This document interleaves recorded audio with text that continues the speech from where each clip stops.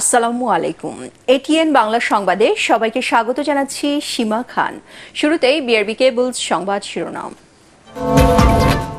প্রকল্প নেয়ার ক্ষেত্রে দেশ ও মানুষের কল্যাণ বিবেচনা করতে প্রকৌশলীদের প্রতি প্রধানমন্ত্রীর নির্দেশ।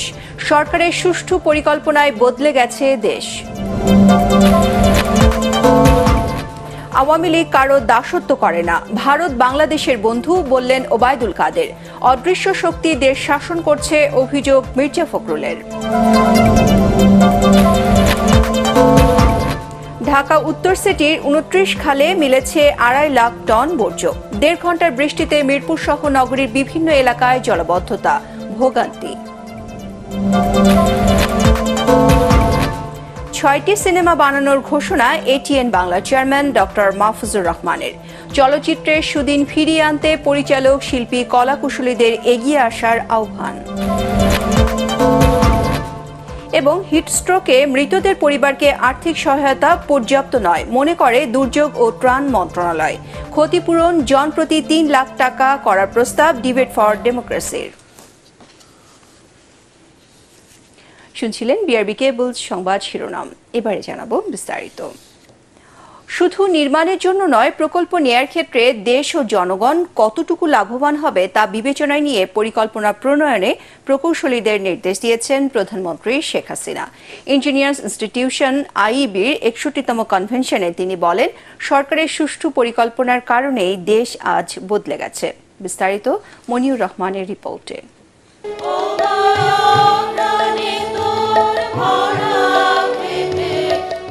রাজধানীর রমনায় জাতীয় সঙ্গীতের মধ্য দিয়ে শুরু হয় প্রকৌশলীদের সবচেয়ে বড় সংগঠন আইইবির 61তম কনভেনশনের উদ্বোধনী অনুষ্ঠান।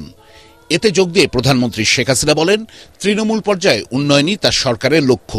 অল্প খরচে এই যে সাধারণ মানুষগুলি, তাদের জন্য একটি স্বাস্থ্যকর সুন্দরভাবে বসবাস করতে পারে, সেটা আরও কিভাবে করতে পারে, আপনাদের যদি আরও কারো কিছু এরকম পরিকল্পনা বা কেউ যদি কোনো পরামর্শ দিতে পারেন অবশ্যই দেবেন। কারণ শুধু বিত্তশালীরা ভালো ভালো ফ্ল্যাটে থাকবে, আমি চাই আমার রিক্সাওয়ালারাও ফ্ল্যাটে থাকবে, দিনমজুরও ফ্ল্যাটে থাকবে, সাধারণ খেটে খাওয়া মানুষও ফ্ল্যাটে থাকবে। জলবায়ুর বিষয়টি মাথায় রেখে উন্নয়ন পরিকল্পনা নিতে প্রকৌশলীদের পরামর্শ দেন সরকার প্রধান। তার বক্তব্যে প্রাধান্য পায় উন্নয়নশীল দেশের যাত্রায় চ্যালেঞ্জ মোকাবেলা, কৃষি যান্ত্রিকীকরণ, নবায়নযোগ্য জ্বালানি এবং জলবিদ্যুতের বিষয়টি। শুধু নির্মাণের জন্য নির্মাণ করা বা এটা কাজ করলেই সেখানে একটা কনস্ট্রাকশন হবে, কিছু লোক কাজ পাবেন, কিছু কাজ কমিশন পাবেন, কিছু এই পাবে সেই পাবেন, সেটার জন্য না হয়। আর সেরকম যদি কোনো প্রকল্প দেখি অবশ্যই আমি তা অনুমোদন করব না। যেটা আমার দেশের কাজে লাগবে, মানুষের কাজে লাগবে, আর যে প্রকল্পটা শেষ করলে পরে তার থেকে দেশ কিছু লাভবান হবে, মানুষ লাভবান হবে, আমাদের কিছু উপার্জন হবে, সেটাই আমরা দেখতে চাই। সড়ক নির্মাণে বাড়তি ব্যয় নিয়ে যারা প্রশ্ন তোলেন, দেশের মাটি সম্পর্কে তাদের ধারণা নেই বলে মন্তব্য করেন শেখ হাসিনা। কথা বলেন সরকারের সমালোচকদের নিয়ে। কিছু ভালো লাগে না গোষ্ঠী, তাদের যে অহেতুক সমালোচনা, আমি জানি না এর পরবর্তীতে যখন এগুলি হয়ে গেছে, তার সুফলটা যখন মানুষ ভোগ করছে আনন্দের সাথে, মানুষের জীবনযাত্রা সহজ হয়েছে, তাতে তাদের কি অসুবিধাটা হচ্ছে, নাকি তারা লজ্জা পাচ্ছেন কিনা। আজকে এই সমস্ত আধুনিক প্রযুক্তিতে আমরা যুক্ত হব না, আমরা কি সারা জীবন পিছনে পড়ে থাকবো? তাহলে আপনারা যারা এই কথা বলেন তারা গাড়িতে চড়েন কেন? তাদের তো গরু গাড়িতে চড়া উচিত, তাদের গরু গাড়িতে চড়া উচিত, অথবা পায়ে হাঁটা উচিত। তো গাড়িতে যাবে কেন? সেটাও তো আধুনিক প্রযুক্তি নিয়েই এসছে। প্লেনে চড়েন কেন? জাহাজে করে যান সব জায়গায়। প্রকৌশলীদের বিষয়ে সরকার আন্তরিক উল্লেখ করে তাদের কর্মসংস্থান সহ যৌক্তিক দাবিগুলো বিবেচনার আশ্বাস দেন সরকার প্রধান। অনুষ্ঠানে বিভিন্ন স্তরের প্রকৌশলী, কেন্দ্র, উপকেন্দ্র, প্রকৌশল বিভাগ এবং AMIE পরীক্ষার স্নাতকদের মাঝে স্বর্ণপদক সনদ তুলে দেন প্রধানমন্ত্রী শেখ হাসিনা। মনিউর রহমান, এটিএন বাংলা, ঢাকা। আওয়ামী লীগ কারো দাসত্ব করে না, ভারত বাংলাদেশের বন্ধু। রাজধানীতে ঢাকা মহানগর আওয়ামী লীগ আয়োজিত সমাবেশে দলটির সাধারণ সম্পাদক ওবায়দুল কাদের এই কথা বলেন। তিনি আরও বলেন, আমেরিকা বিএনপির স্বপ্ন পূরণ করে দেবে না, উল্টো দেশটি বাংলাদেশের সাথে সম্পর্ক উন্নয়ন করতে চায়। সমাবেশে নেতারা বলেন, গত 10 বছর ধরে দেশের উন্নয়নের পথে বাধা দিয়েছে বিএনপি। তাদের প্রতিহত করতে জনগণ আজ ঐক্যবদ্ধ। বিস্তারিত জানাচ্ছেন সৈয়দ রিয়াজ। রাজধানীর মোহাম্মদপুরে মহানগর আওয়ামী লীগ উত্তর আয়োজিত শান্তি সমাবেশে বিএনপির উদ্দেশ্যে নেতারা বলেন, আন্দোলনের নামে নৈরাজ্য সৃষ্টি করে কোনো লাভ হবে না। ক্ষমতায় যেতে আরও 5 বছর অপেক্ষা করতে হবে জানিয়ে নেতারা বলেন, বিএনপি নির্বাচনকে ভয় পায়, এজন্য তারা ষড়যন্ত্র নির্ভর দল।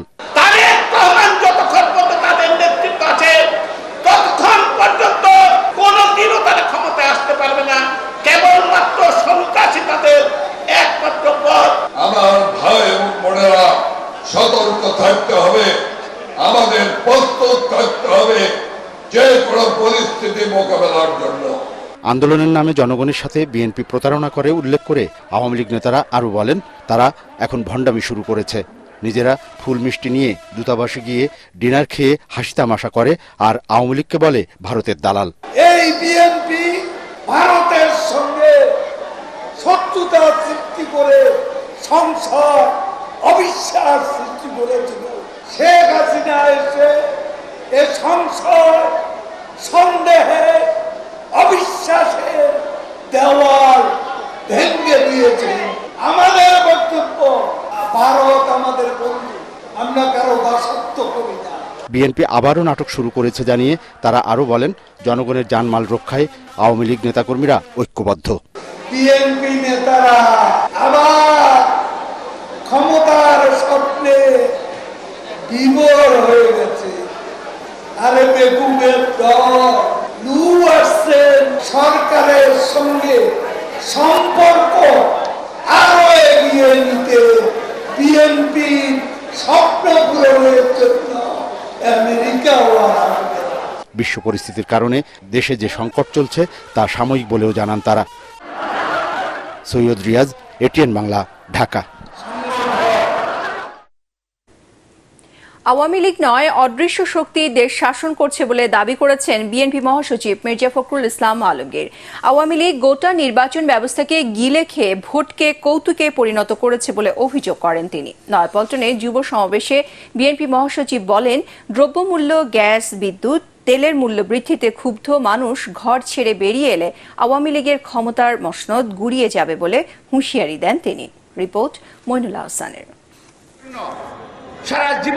সরকার পতন আন্দোলনের ব্যর্থতা, মামলা, গ্রেফতারে বিপর্যস্ত দলের নেতাকর্মীদের আবারও রাজপথমুখী করার চেষ্টা করছে বিএনপি।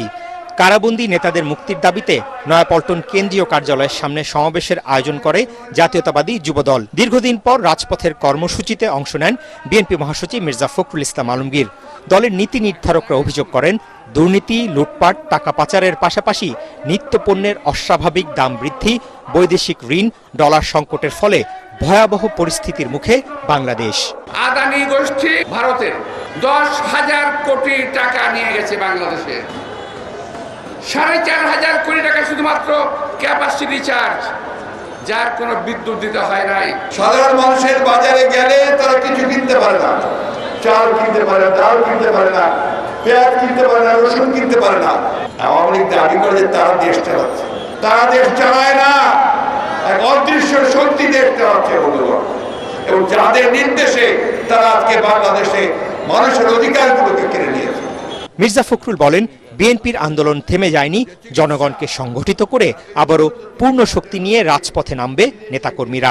নির্বাচন ব্যবস্থা ওটা তো সম্পূর্ণভাবে তারা গিলে খেয়ে ফেলেছে। সাময়িকভাবে হয়তো আন্দোলন কিছুটা ভাটা করতে পারে। অনেকে বলেন যে আমার আন্দোলন শুরু, আর আন্দোলন চলছে।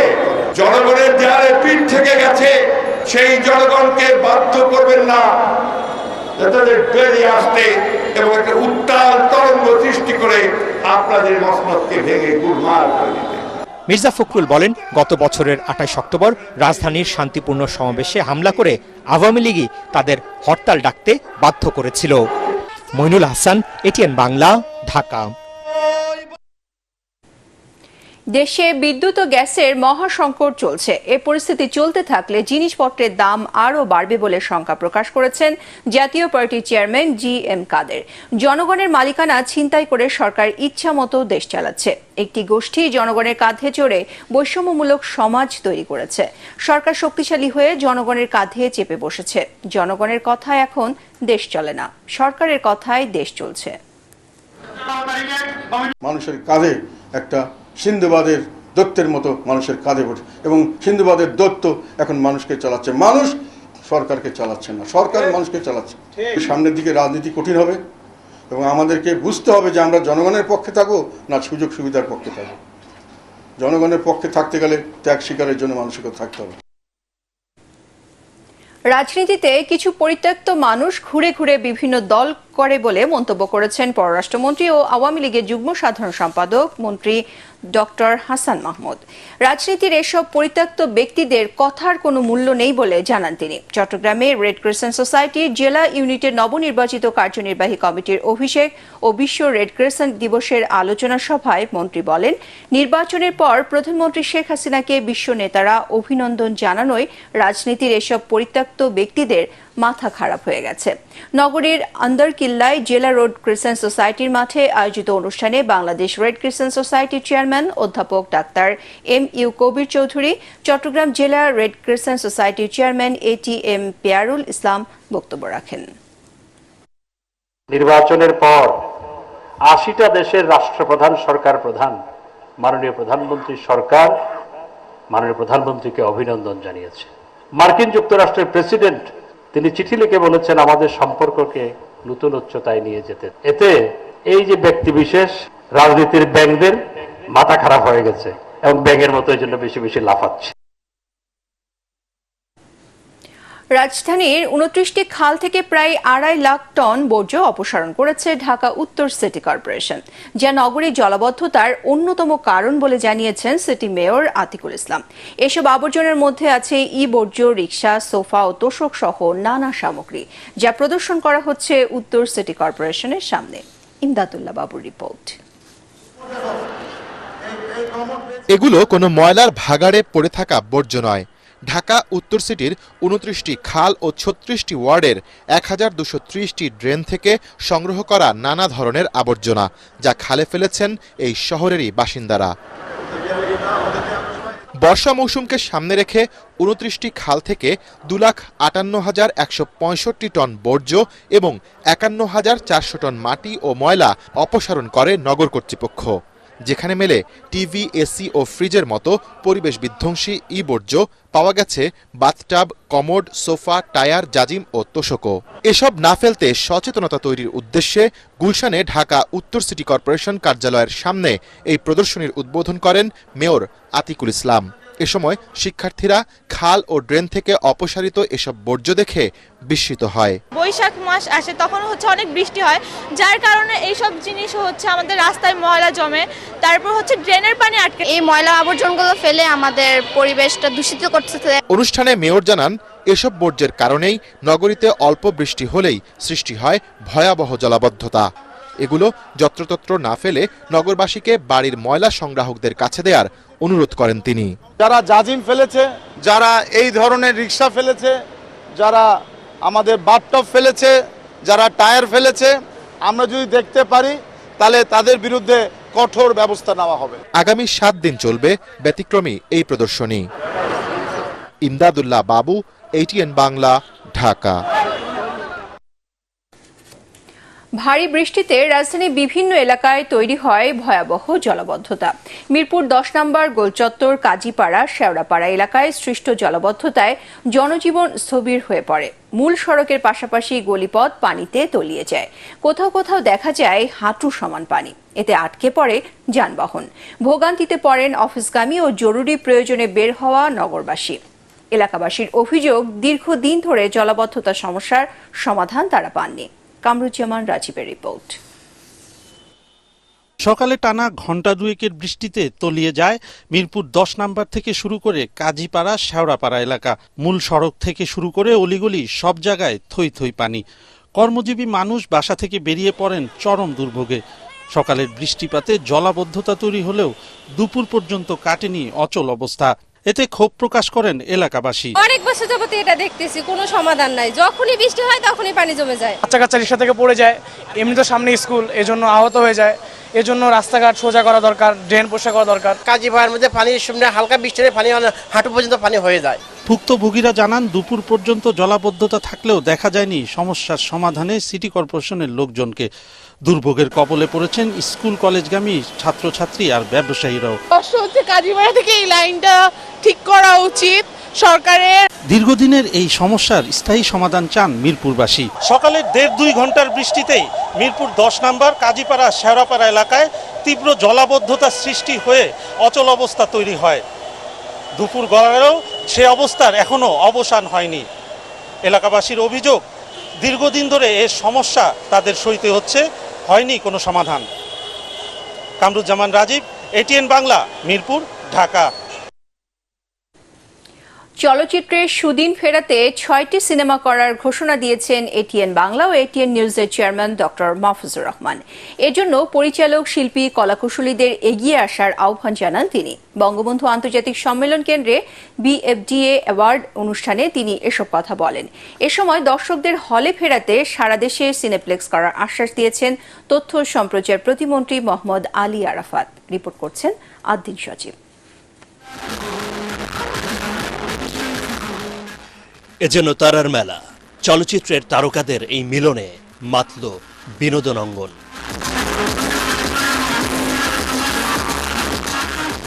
বাংলাদেশ চলচ্চিত্র পরিচালকদের সংগঠনের স্বপ্নধারা বিএফডিএ অ্যাওয়ার্ড অনুষ্ঠানে বরণ করে নেওয়া হয় এটিএন বাংলা ও এটিএন নিউজের চেয়ারম্যান ডক্টর মাহফুজুর রহমানকে। এটিএন বাংলা এবং এটিএন নিউজের জন্ম হয়েছে, আমন্ত্রণ জানাচ্ছি সেই স্বপ্নবাজ মানুষকে। তিনি আর কেউ নন, তিনি আমাদের সবার শ্রদ্ধেয় ডক্টর মাহফুজুর রহমান। এ সময় পরিচালকদের আন্তর্জাতিক মানের সিনেমা তৈরির তাগিদ দেন তিনি। দেশের চলচ্চিত্রের এই কঠিন সময়ে 6টি সিনেমা করার ঘোষণা দেন ডক্টর মাহফুজুর রহমান। তার প্রথম চলচ্চিত্রটি হবে আমি নায়িকা হব না। আপনারা চলেন, আমরা সম্মিলিতভাবে এটিকে আমরা বলি, আমরা আবার সংগ্রামে নামি, সংগ্রাম করব এই চলচ্চিত্র শিল্পকে সেই আগের পজিশনে নিয়ে আসতে। আমার মনে হয়, আমার দৃঢ় বিশ্বাস, আজকে আমরা যারা প্রডিউসাররা সাফার করতেছি, আগামীতে এই প্রডিউসারদের মুখে আমি চাই হাসি ফুটে উঠুক। আমি চেষ্টা চালিয়ে যাচ্ছি সিনেমাগুলিকে আন্তর্জাতিক পর্যায়ে যাতে বিক্রি করা যায়। আমরা এই ভারতের মতন যদি এই সিনেমা থেকে হাজার হাজার কোটি কোটি ডলার যদি আনতে পারি, তখনই হবে আমাদের সার্থকতা। এটি আমাদের হতেই হবে। আমাদের চলচ্চিত্র, আমরা এই না যে আমাদের চলচ্চিত্র খারাপ, আমাদের প্রডিউসার খারাপ, আমাদের ডাইরেক্টর খারাপ, আমাদের হিরো হিরোইন খারাপ, মোটেও না। আমরা যে কোনো আন্তর্জাতিক পর্যায়ে আমরা যেতে পারি। আমাদের গল্প, ভালো ভালো গল্প রাইটার আছেন যারা গল্প লেখেন, ভালো ভালো গল্প লেখেন। সবাই মিলে সম্মিলিতভাবে যদি এগিয়ে আসি, আমরাও ওই ভারতবর্ষের মতন আমরা সিনেমা বিভিন্ন দেশে এক্সপোর্ট করে ফরেন কারেন্সি আর্ন করতে পারবো। তথ্য সম্প্রচার প্রতিমন্ত্রী মোহাম্মদ আলী আরাফাত বলেন, দেশে ভালো পরিচালক ও শিল্পী রয়েছে। আরও মানসম্মত চলচ্চিত্র তৈরিতে সহযোগিতার পাশাপাশি সারা দেশে সিনেপ্লেক্স করার কথা জানিয়েছেন তিনি।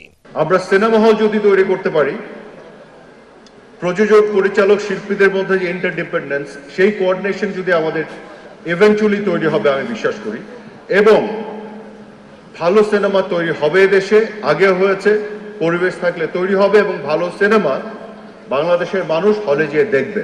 স্বপ্নধারা বিএফডিএ অ্যাওয়ার্ডে আজীবন সম্মাননা দেওয়া হয়েছে প্রখ্যাত অভিনেতা সোহেল রানা, এম এ আলমগীর, কাজী হায়াত এবং পরিচালক এজে মিন্টুকে। আমি মৃত্যুর আগের দিন পর্যন্ত চলচ্চিত্রের মানুষ হয়ে বাঁচতে চাই। আমরা চলচ্চিত্রটাকেও সেই ডিজিটাল ফরম্যাটে নিয়ে যাব। চলুন আমরা সবাই মিলে আরেকবার চেষ্টা করে দেখি। আমার 6টি সিনেমা যেটা আমি প্রডিউস করব, আমার এই 6টি সিনেমার সর্বপ্রথম ডাইরেক্টর কাজী হায়াত। এছাড়াও 2022-23 সালের শ্রেষ্ঠ চলচ্চিত্র, পরিচালক, কাহিনীকার, অভিনেতা, অভিনেত্রী, ওয়েব ফিল্ম সহ বিভিন্ন ক্ষেত্রে স্বপ্নধারা অ্যাওয়ার্ড দেওয়া হয়। নাচে গানে পুরো সময়টা মুগ্ধ করেছে এই সময়কার জনপ্রিয় শিল্পীরা। এই অনুষ্ঠানের মিডিয়া পার্টনার ছিল এটিএন বাংলা। আদিন সজীব, এটিএন বাংলা, ঢাকা। হিটস্ট্রোক ও বজ্রপাতের মতো দুর্যোগে মৃত ব্যক্তিদের পরিবারকে 10 থেকে 25,000 টাকা পর্যন্ত আর্থিক সহায়তা দিতে পারে দুর্যোগ ব্যবস্থাপনা ও ত্রাণ মন্ত্রণালয়। তবে তা পর্যাপ্ত নয় বলে মনে করেন প্রতিমন্ত্রী মহিবুর রহমান। বর্তমান বাস্তবতায় এই সহায়তার আকার কমপক্ষে 3 লাখ টাকা করার প্রস্তাব করেন Debate for Democracy chairman Hasan Ahmed Chowdhury Kiron. বিষয়টি বিবেচনার আশ্বাস দিয়েছেন দুর্যোগ ব্যবস্থাপনা ও ত্রাণ প্রতিমন্ত্রী। মিজান শাহজাহানের রিপোর্ট। এটিএন বাংলার বিএফডিসি স্টুডিওতে ছায়া সংসদ বিতর্ক প্রতিযোগিতার আয়োজন করে ডিবেট ফর ডেমোক্রেসি। অসহনীয় তাপমাত্রা বৃদ্ধির জন্য অপরিকল্পিত নগরায়নি দায়ী শীর্ষক প্রস্তাবের পক্ষে সরকারি দল হিসেবে অংশ নেয় তিতুমির কলেজ আর বিরোধী দল ঢাকা কলেজ। বিতার্কিকরা তাদের পক্ষে বিপক্ষে নানা যুক্তি তুলে ধরেন। তুমি কার্বন নিঃসরণ করছো, তোমাকে আমার নগরে রাখবো না, তাহলে নগরের বাইরে। এ সময় ছায়া সংসদের স্পিকার ও ডিবেট ফর ডেমোক্রেসির চেয়ারম্যান হাসান আহমেদ চৌধুরী কিরণ বলেন, চলতি বছর হিটস্ট্রোকে মারা যাওয়া মানুষের সঠিক কোনো হিসাব সরকারের কাছে নেই। এখন যে তাপদাহ চলছে এতে আমাদের প্রতি বছরে $2.7 বিলিয়ন আমাদের ক্ষতি হয়ে থাকে। আমাদের গার্মেন্টসের কর্মীরা চাকরি হারাতে পারে, আমাদের শ্রমিকরা চাকরি হারাতে পারে, আমরা স্বাস্থ্য ঝুঁকির মধ্যে পড়ে যেতে পারি।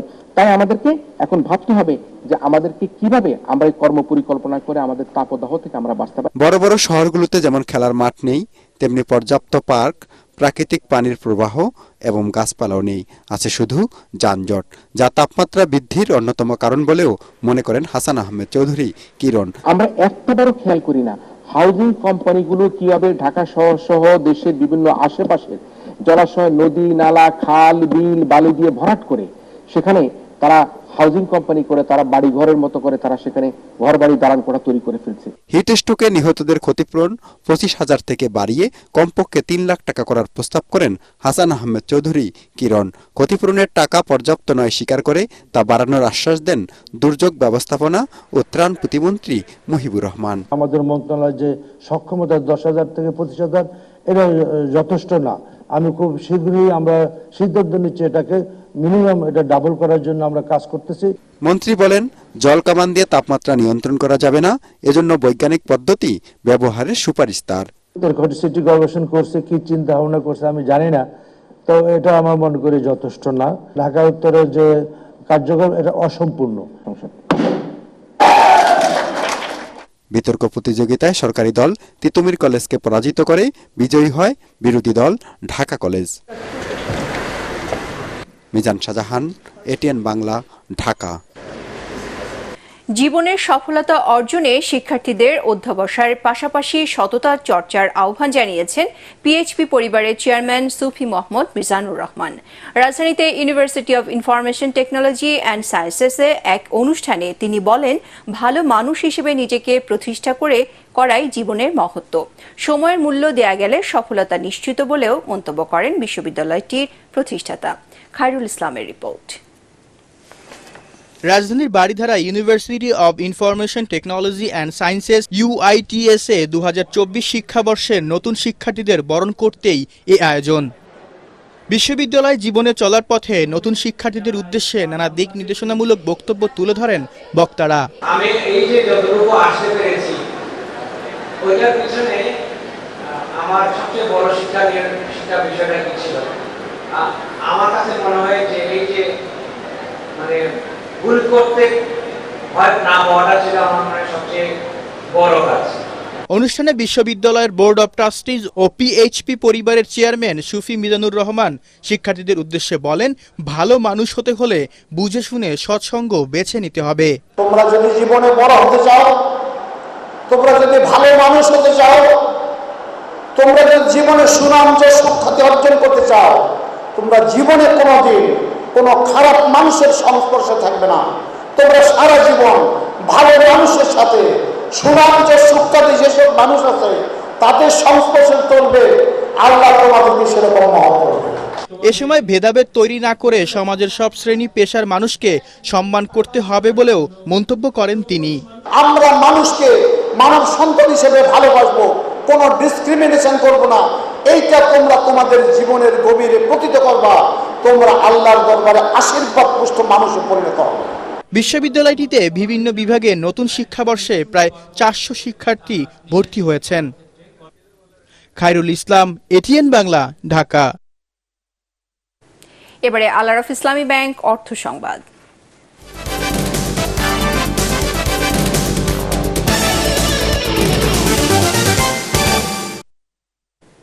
ভোক্তাদের প্রিমিয়াম গ্রিন টির অভিজ্ঞতাকে আরও উপভোগ্য করতে ইস্পাহানি এবার নিয়ে এসেছে ব্লেন্ডার্স চয়েস প্রিমিয়াম গ্রিন টির দারুণ 3টি ফ্লেভার।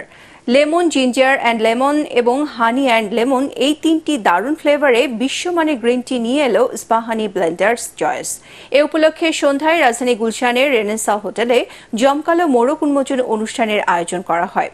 অনুষ্ঠানে ইস্পাহানি টি লিমিটেডের কর্মকর্তা, দেশের খ্যাতনামা চিকিৎসক, পুষ্টিবিদ, ক্রীড়াবিদ ও বিনোদন জগতের তারকারা উপস্থিত ছিলেন। এ সময় ইস্পাহানির কর্মকর্তারা ভোক্তাদের মানসম্মত চা প্রদানে ইস্পাহানির দৃঢ় অঙ্গীকার পুনর্ব্যক্ত করেন।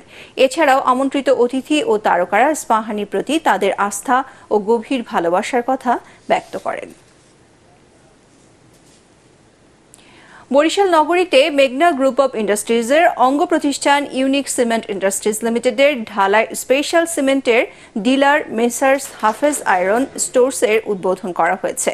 নগরীর সিনামন ক্যাফে ও রেস্টুরেন্টে আয়োজিত এ অনুষ্ঠানে বক্তৃতা রাখেন মেঘনা গ্রুপের senior GM Kazi Mohammad Mohiuddin, senior DGM Sudip Roy, DGM sales and marketing Mohammad Ziarul Islam, সড়ক ও জনপথ অধিদপ্তরের সাবেক প্রধান প্রকৌশলী মোহাম্মদ আমিনুর রহমান লস্কর, গণপূর্ত অধিদপ্তরের সাবেক প্রধান প্রকৌশলী দেওয়ান মোহাম্মদ ইয়ামিন। অনুষ্ঠানে ডিলার, প্রকৌশলী, ঠিকাদার, ইমারত শ্রমিকরা অংশগ্রহণ করে। এবারে পার্টেক্স খেলার খবর।